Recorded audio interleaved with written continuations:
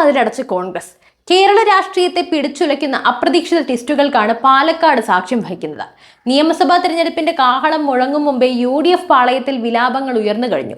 ഒരു വശത്ത് സ്ഥാനാർത്ഥി തർക്കം മുറുകുമ്പോൾ മറുവശത്ത് ഉയർന്നു വന്ന ഗുരുതരമായ ആരോപണങ്ങൾ പാലക്കാട്ടെ UDF സ്വപ്നങ്ങളുടെ ശവപ്പെട്ടിയിൽ അവസാനത്തെ ആണിയും അടിച്ചിരിക്കുകയാണ്.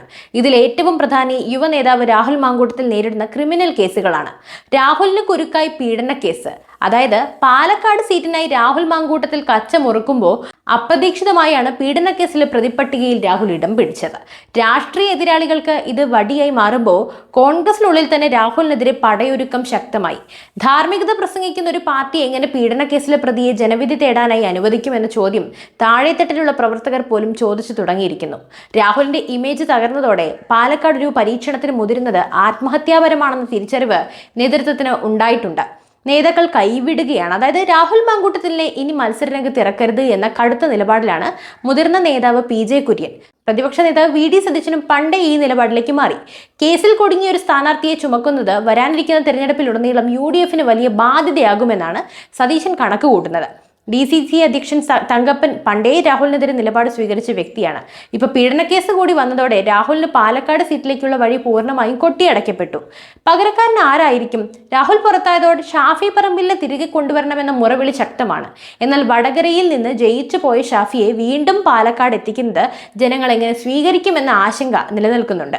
ഷാഫി വന്നാൽ തന്നെയും രാഹുലിനെ ചുറ്റിയുണ്ടായ വിവാദങ്ങൾ മണ്ഡലത്തിൽ UDFന് വലിയ അവമതിപ്പുണ്ടാക്കി കഴിഞ്ഞു. മുരളീധരന്റെ കാര്യമാകട്ടെ കൂടുതൽ പരിതാപകരവുമാണ്. തൃശൂരിലെ തിരിച്ചടിക്ക് ശേഷം തിരുവനന്തപുരത്ത് സജീവമാകാൻ ശ്രമിക്കുന്ന മുരളി ഈ വിവാദ ചുഴിയിലേക്ക് എടുത്തു ചാടാൻ തയ്യാറാകില്ല. തോൽക്കുമെന്നുറപ്പുള്ള യുദ്ധത്തിന് മുരളി വരില്ലെന്ന് അദ്ദേഹത്തോട് അടുത്ത വൃത്തങ്ങൾ സൂചിപ്പിക്കുന്നുണ്ട്. പിന്നെ പുതുതായി വന്ന സന്ദീപ് വാര്യരെ കെട്ടിയിറക്കാനുള്ള നീക്കങ്ങൾ കോൺഗ്രസിന്റെ ഒരു വിഭാഗത്തെ പൊട്ടിത്തെറിയിലേക്ക് നയിച്ചിട്ടുണ്ട്. കേസിൽ കുടുങ്ങിയ രാഹുലിന് പകരം മറ്റൊരു പാർട്ടിയിൽ നിന്ന് വന്ന സന്ദീപിനെ വെക്കുന്നത് സ്വന്തം അണികളെ വഞ്ചിക്കുന്നതിന് തുല്യമാണെന്നാണ് പ്രവർത്തകരുടെ വാദം. രമ്യ ഹരിദാസിനെ ഇറക്കി പരീക്ഷണം നടത്താൻ AICCക്ക് താല്പര്യമുണ്ടെങ്കിലും പാലക്കാട്ടെ നിലവിലെ രാഷ്ട്രീയ സാഹചര്യം അവർക്കും അനുകൂലമല്ല.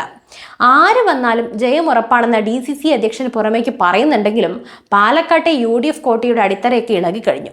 സ്വന്തം സ്ഥാനാർത്ഥി പീഡനക്കേസിൽ പ്രതിയാവുകയും നേതാക്കൾ തമ്മിൽ പരസ്യമായി പോരടിക്കുകയും ചെയ്യുന്ന ഒരു മുന്നണിക്ക് വോട്ട് നൽകാൻ ജനങ്ങൾ തയ്യാറാകില്ല. പാലക്കാട് ഇത്തവണ ഒരു രാഷ്ട്രീയ ശ്മശാനമായി UDFന് മാറുമോ?